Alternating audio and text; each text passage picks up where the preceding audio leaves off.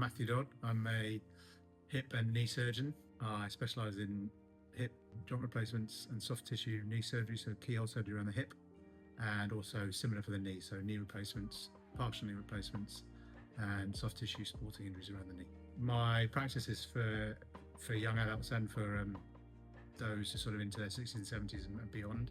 In hips, a lot of the hip surgery traditionally was always really joint replacement, and that was it.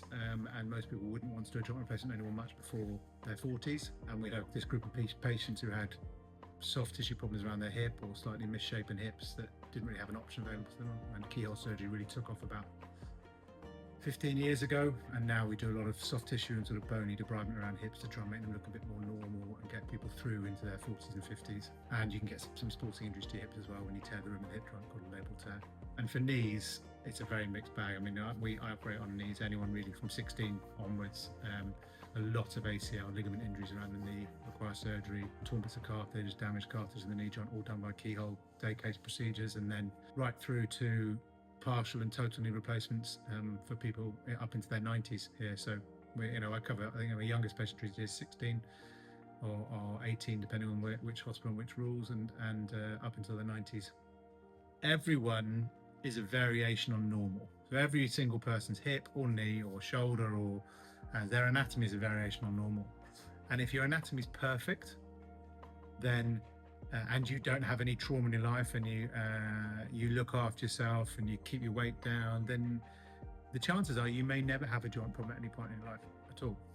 But if you have a significant traumatic injury, or if you're overweight, or you play certain sports that cause problems, certain positions in rugby, for example, cause a lot of problems in the hip. So if you stress it, or I like to say you blame your parents, but if you're made in a way that means your socket is too shallow, or the ball, if your femur has got too much of a bump on it, or in your knee, if your knees are a bit more knock-kneed or bow-legged, then your genetics are giving you a disadvantage, and therefore you're more prone to getting problems. It's a little bit about lifestyle, it's a little bit about the way you're made, it's a little bit about your genetics, it's a little bit about what you've been exposed to. So there are lots of common mistakes. The first one is not looking into it early enough after they've identified a problem. I think I would say to everyone, if you'll know if you have a significant knee injury because your knee will swell.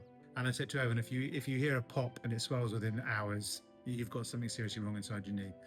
I think some people will have minor sprains that will swell a day or so later. So if you see swelling the next morning, you're like, well, it could be a minor sprain. This might settle with rest. But I think immediate swelling, something looks in the wrong place, you hear a pop, you probably need to have it looked into it earlier. But then in the rehab, some people, if particularly had knee surgery, would expect it to be better, quicker than it really is going to be.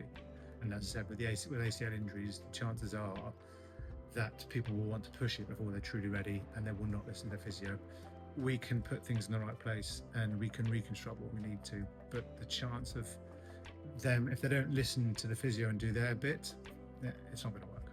There's definitely a significant psychological component to it. The most important thing is just getting people to understand that they're not going to get better as quickly as they think they are, that it's probably going to be more painful than they think it's going to be, and that persevering with the exercises they're given is really, really important. So I use knee replacement as an example. I think knee replacement is probably the hardest operation we do to get over.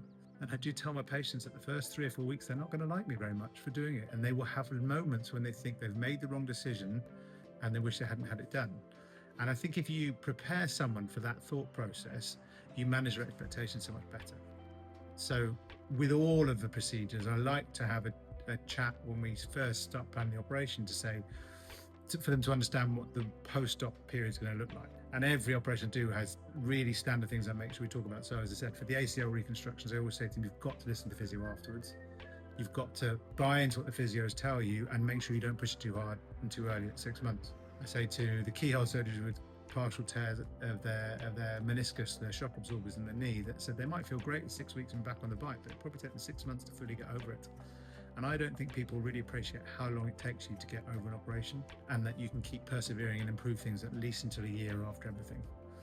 So it's psychological, but I think that's a lot in our gift to make sure we educate the patients beforehand, just to really let them know it's not going to change overnight, but with good perseverance, most of them will get better.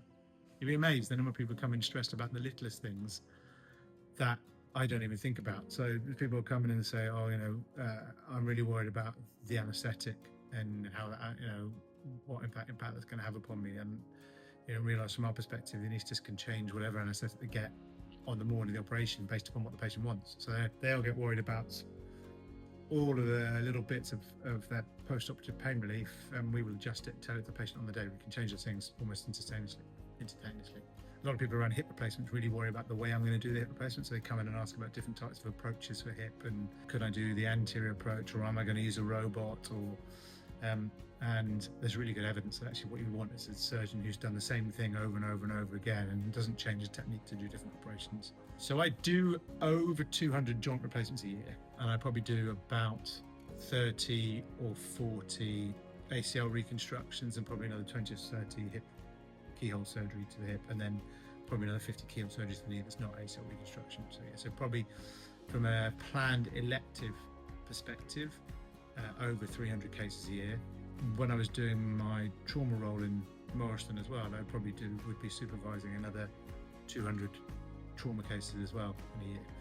So I've been a consultant for 12 years, and I've probably averaged 400 cases a year, talking 5,000 operations as a consultant, probably. But everyone says we always overestimate how much we've done, so you probably can take 20% off that. So I have 3 favourite operations: ACL reconstruction, partial knee replacement, and a total hip replacement. I would not say they excite me, but I suppose the reason I like those 3 operations is they're probably the most successful procedures we do. So I know if those procedures go well, that I'm going to have a patient 85 to 90% of the time is going to be extremely satisfied with the operation, not just happy, extremely satisfied. And the remaining 15 to 20% are much better and happier. But to have that many patients that are overwhelmingly happy with the procedure I've done is great. And from a satisfaction perspective, that's brilliant. So yeah, I'm Matt Dodd. I'm a consultant hip and knee surgeon at Sancta Maria Hospital. Please feel free to get in touch if you want any further information.